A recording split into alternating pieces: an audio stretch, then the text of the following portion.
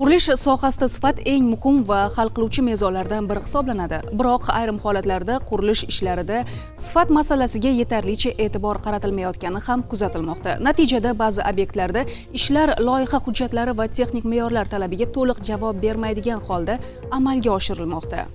Namangan viloyatida o'tkazilgan monitoring tadbirlari davomida ham ana shunday qoidabuzarliklar va qator kamchiliklar aniqlandi. Mutasaddilar tomonidan qurilish jarayonlari o'rganilib, belgilangan talablarga rioya etilmagan holatlar yuzasidan tegishli choralar ko'rilmoqda.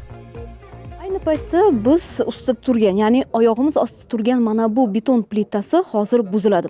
Boisi mutaxassislarning taqdim etgan ma'lumotlariga ko'ra, mazkur qurilish obyektidagi mana bu beton plitasi belgilangan loyiha talablari asosida qurilmagan. Bu esa kelgusida ushbu binoning seysmik holati va qolaversa mustahkamligi, bardoshligiga ta'sir ko'rsatishi mumkin ekan. Shuning uchun hozir ayni paytda bu yerda o'sha qayta demontaj ishlari amalga oshiriladi.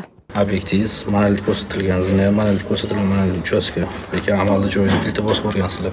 Chust tumanidagi Sadacha mahalla fuqarolar yig'ini hududida barpo etilayotgan ko'p qavatli turar joy obyektida texnik nazoratchi, mualliflik nazorati hamda ichki nazorat tizimi faoliyati ustidan davlat nazorati amalga oshirildi.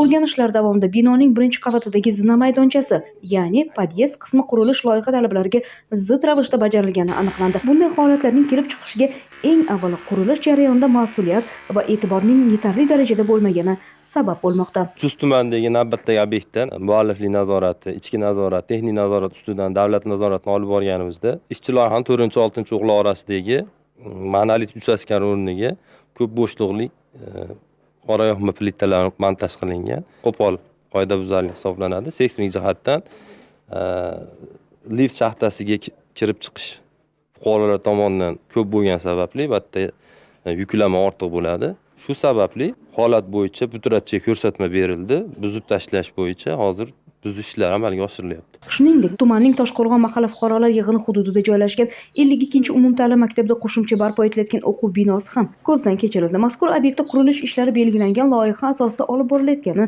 texnik nazoratchi, mualliflik va ichki nazorat tizimlari faoliyati yo'lga qo'yilgani hamda davlat nazorati talablari ijro etilayotgani qayd etildi. Ayni paytda Chust tumanida 3 ta maktabda qurilish montaj ishlari olib borilyapti, investitsiya obyektlari.